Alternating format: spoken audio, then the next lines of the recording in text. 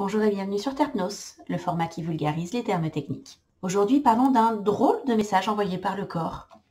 Le trouble de conversion.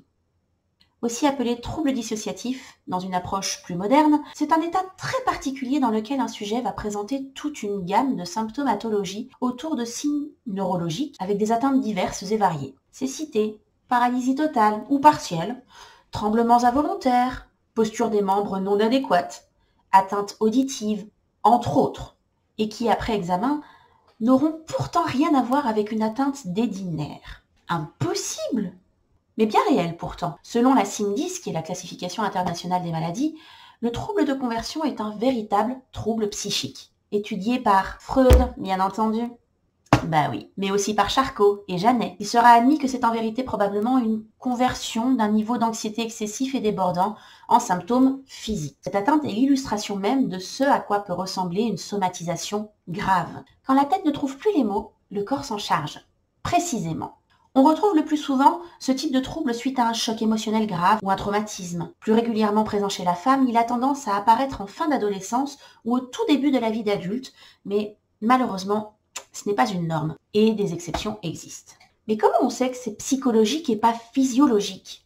En faisant des examens cliniques approfondis, en s'assurant par tous les outils possibles que les nerfs ne sont pas en cause, qu'aucune maladie physique ne peut expliquer les symptômes qui sont déjà très vastes. Au final, quand il ne reste plus aucune piste potentielle, on peut admettre que la tête s'exprime. Et elle fait pas dans la demi-mesure. C'est une pathologie qui peut faire peur, mais qui n'est rien d'autre qu'un moyen d'évacuer ce que la conscience n'a pas pu gérer, comme une indigestion de la tête en quelque sorte, comme une gastro-mentale. Ouais, c'est pas très fin, mais c'est ça.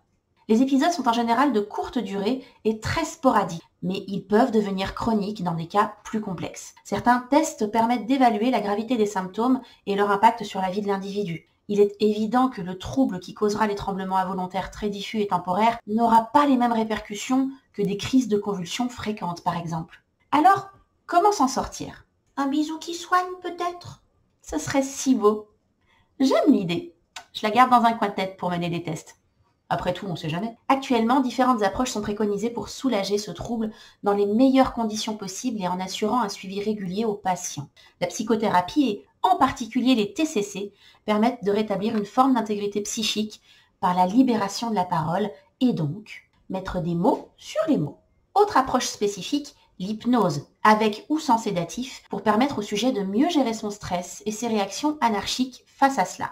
Tu n'entends que ma voix. Et on s'appelle pas Mesmer, on parle de techniques qui soignent, pas qui font danser comme une poule sur une table. Oups. Quel que soit le choix de la méthode, les priorités vont à la bienveillance et à l'empathie, car la personne atteinte a aussi besoin de se rassurer sur le fait de ne pas être folle et de pouvoir s'en sortir.